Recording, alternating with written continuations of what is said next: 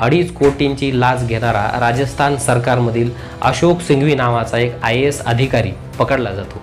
बदली झाल्यानंतरही उधार बोली केलेल्या लाचेची रक्कम घेताना राजस्थानमधीलच अलवर जिल्ह्याचा कलेक्टर नन्नूमल पहाडिया हा देखील रंगेहात पकडला जातो। एवढंच नाही तर पेट्रोल पंपाच्या परवान्यासाठी माझे हात ओले करा म्हणणारा राजस्थानमधीलच आणखी एक 12 या जिल्ह्याचा कलेक्टर इंदरसिंह राव हा देखील अँटी करप्शनच्या जाळ्यात अडकतो। या सर्व भ्रष्ट सरकारी बाबूंना गजाआड करणारा खमक्या असा पोलीस अधिकारी असतो, ज्याचं नाव असतं IPS दिनेश MN। तुम्ही जर लगे रहो मुन्नाभाई हा सिनेमा पाहिलेला असेल तर त्यातील एक प्रसंग आठवा। त्यामध्ये एक निवृत्त झालेले शिक्षक पेन्शन मंजूर करण्यासाठी सरकारी कचेरीत हेलपाटे मारत असतात। तो संबंधित कारकून पैशांसाठी त्यांची अडवणूक करत असतो।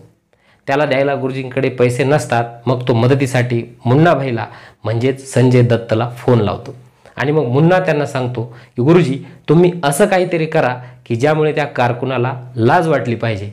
मग काय, गुरुजी त्यांच्या जवळची एक एक वस्तू त्या साहेबासमोरील टेबलवर मांडतात। शेवटी ते त्यांच्या अंगावरचे कपडे सुद्धा काढून ठेवतात। आता मात्र तो कारकून पुरता खजील झालेला असतो। शर्मेने त्याची मान खाली जाते आणि ताबडतोब तो गुरुजींची पेन्शन मंजूर करून देतो। आपल्या आसपासही असे अनेक सरकारी बाबू ज्यांना लाचखोरीचा संसर्गजन्य आजार जडलेला असतो आढळून येतात। राजस्थान राज्यात अशाच लाचखोरीच्या घटना एकामागोमाग एक घडत होत्या। त्यात साधेसुधे नाही तर IAS दर्जाचे सचिव, कलेक्टर, नंतर IPS दर्जाचे SP असे अधिकारी गुंतलेले होते। मुन्नाबाई सारखाच एक धडाकेबाज IPS अधिकारी राजस्थानच्या अँटी करप्शन विभागाची म्हणजेच लाचलुचपत प्रतिबंधक विभागाची सूत्रे आपल्या हाती घेतो। अनेक बड्या लाचखोर सरकारी बाबूंना तो लाच घेताना पकडून बिनभाड्याच्या खोलीत टाकतो। हा धडाकेबाज पोलीस अधिकारी म्हणजेच IPS दिनेश MN राजस्थानमधील भ्रष्टाचाराशी संबंधित शेरखान माइन्स प्रकरण काय होतं, IAS अशोक सिंघवी, कलेक्टर नन्नूमल पहाडिया, इंदरसिंह राव यांसारख्या अनेक भ्रष्ट IAS अधिकाऱ्यांवर लाचखोरी प्रकरणात कारवाई कशी आणि कोणी केली, राजस्थान सरकारने भ्रष्टाचाराला आळा कसा घातला, सोहराबुद्दीन एन्काउंटर प्रकरणात 7 वर्ष जेलमध्ये राहिलेल्या व नंतर निर्दोष सुटलेल्या IPS दिनेश MN यांनी त्यानंतर आपला मोर्चा कोणाकडे वळवला, यासारख्या अनेक प्रश्नांचा वेध आपण आजच्या व्हिडिओमध्ये घेणार आहोत। त्यामुळे हा व्हिडिओ शेवटपर्यंत नक्की बघा।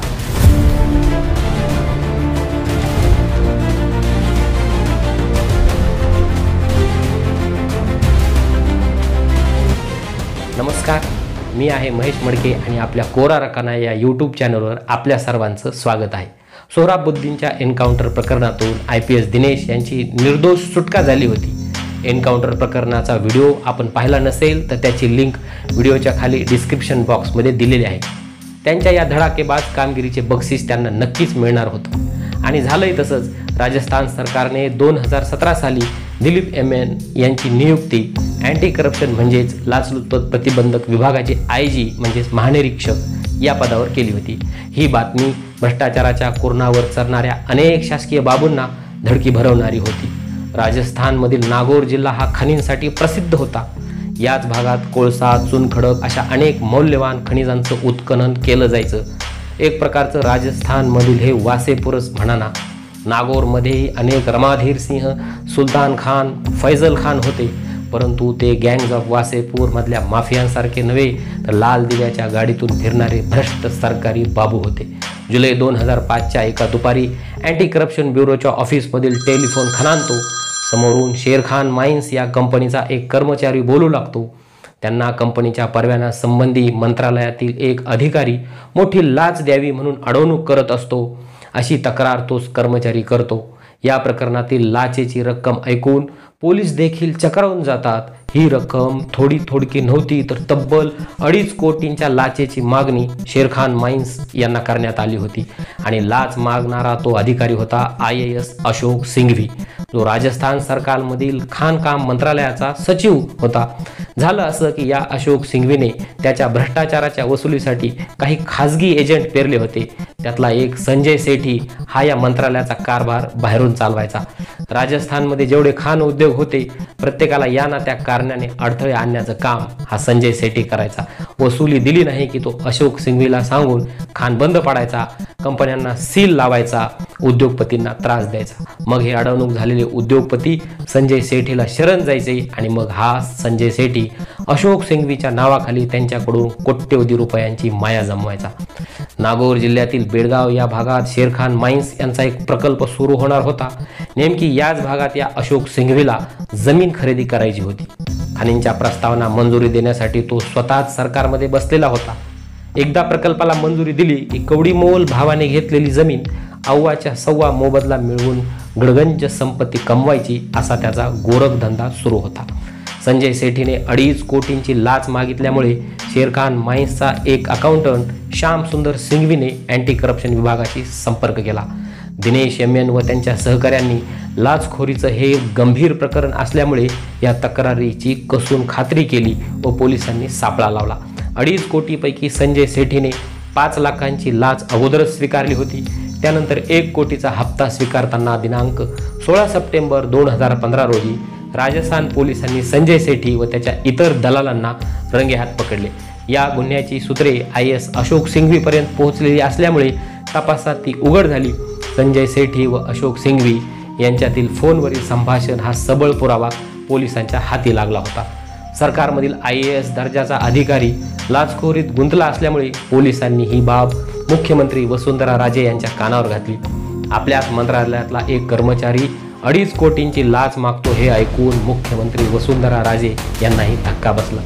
त्यांनी बाणेदारपणा दाखवत कारवाईसाठी पोलिसांना हिरवा कंदील दाखवला आणि मग दिनेश एमएन यांच्या नेतृत्वात राजस्थान पोलिसांनी IAS अशोक सिंघवीला अटक केली।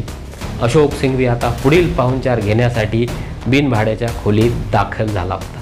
दिनेश एमएन या पोलीस अधिकाऱ्याचं नाव आता लाचखोर अधिकाऱ्यांचा कर्दनकाळ म्हणून राजस्थानमध्ये सर्वदूर पसरलं होतं।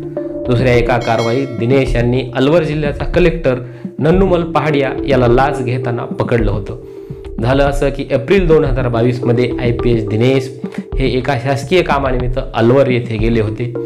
पूर्वी 2007 साली ते याच अलवर जिल्ह्याचे SP म्हणून कार्यरत होते।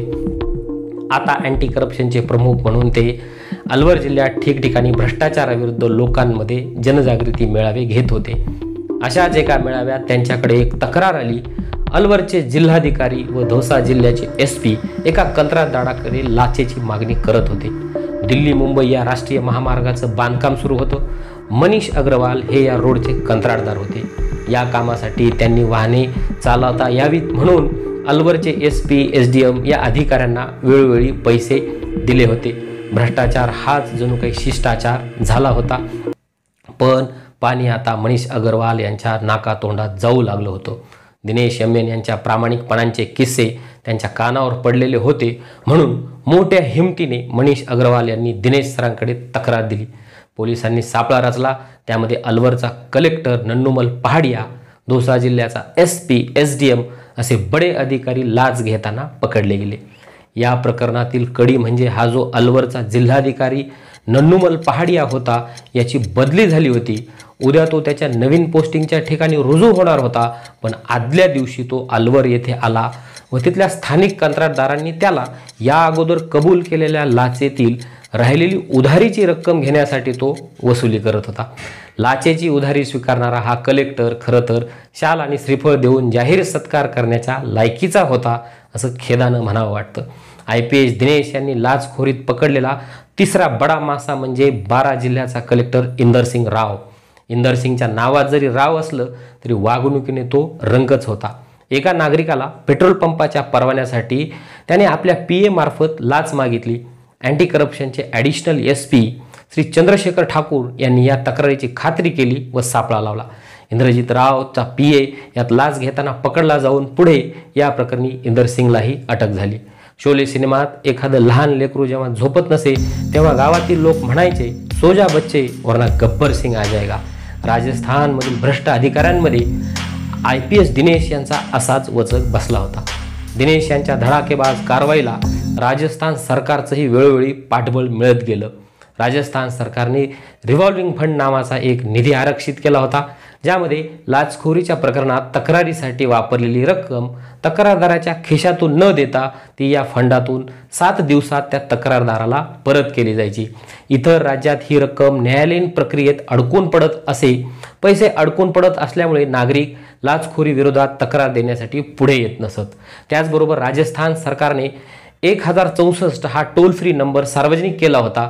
यावर नागरिकांनी लाचखोरी विरोधात तक्रार केली की नागरिकांना संबंधित अँटी करप्शन कार्यालयात जाण्याची गरज पडत नसे। उलट जेथून तक्रार आली आहे त्या ठिकाणी अँटी करप्शन विभागाचे ॲडिशनल SP दर्जाचे अधिकारी स्वतः जात। त्याचबरोबर ज्या प्रकरणाविषयी लाचखोरीची तक्रार दाखल झाली आहे ते काम 7 दिवसात पूर्ण करून देण्याची जबाबदारी त्या विभाग प्रमुखांवर निश्चित करण्यात आली होती आणि ही जबाबदारी पूर्ण होते की नाही हे पाहण्याचं काम स्वतः राजस्थान राज्याचे गृह सचिव दर महिन्याला करत असत। साधारणपणे वरिष्ठ अधिकाऱ्यांवर लाच प्रकरणात कारवाई करण्यासाठी भारतातील इतर राज्यात शासनाची लेखी परवानगी घ्यावी लागत असे।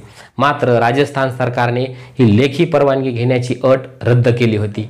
याबद्दल खरं तर वसुंधरा राजे व अशोक गेहलोत या दोन्ही माजी मुख्यमंत्र्यांचं कौतुक करावं तेवढं कमीच आहे। शासकीय कामांसाठी लाच घेणाऱ्या सरकारी अधिकाऱ्यांची मानसिकता कधी बदलणार? जागरूक नागरिक म्हणून तुम्ही जनतेची जबाबदारी काय असावी याबद्दल आपलं काय मत आहे? नागरिकांची जागरूकता हीच शासनाची खरी ताकद ठरू शकते या IPS दिनेश यांच्या मताशी आपण सहमत आहात का? सर्व प्रश्नांच्या उत्तरांचा शोध आपण घेतला पाहिजे। दिनेश यांच्या सोहराबुद्दीन एन्काउंटरमध्ये लागलेला डाग लाचखोर अधिकाऱ्यांवर केलेल्या धडाकेबाज कारवायांमुळे केव्हाच पुसला गेला होता। IPS दिनेश यांचा कर्तृत्वाचा ठसा राजस्थानच्या पोलीस विभागावर ठळक उमटला होता। IPS दिनेश यांनी राजस्थानमधील गुंडगिरी संपवण्यासाठी कोणकोणते धाडसी निर्णय घेतले याबद्दल आपण पुढील व्हिडिओमध्ये माहिती घेणार आहोत। त्यामध्ये कुख्यात डॉन आनंदपाल याचे एन्काउंटर, सवाई माधोपूर मधील डाकू राम सिंग याचा शेवट कसा झाला हे आपण बघणार आहोत। आजचा व्हिडिओ तुम्हाला कसा वाटला त्याबद्दल आपल्या प्रतिक्रिया कमेंटमध्ये नक्की कळवा। व्हिडिओ आवडला असेल तर लाईक आणि शेअर करायला विसरू नका। आपलं कोरा रकाना हे YouTube चॅनल सबस्क्राईब केलं नसेल तर हे चॅनल सबस्क्राईब करा। पुढील व्हिडिओचे अपडेट्स मिळवण्यासाठी बेल आयकॉनचं बटन दाबायला विसरू नका। आज आपण इथेच थांबणार आहोत। भेटूयात पुन्हा एकदा नवीन अशा विषयासह। तोपर्यंत नमस्कार।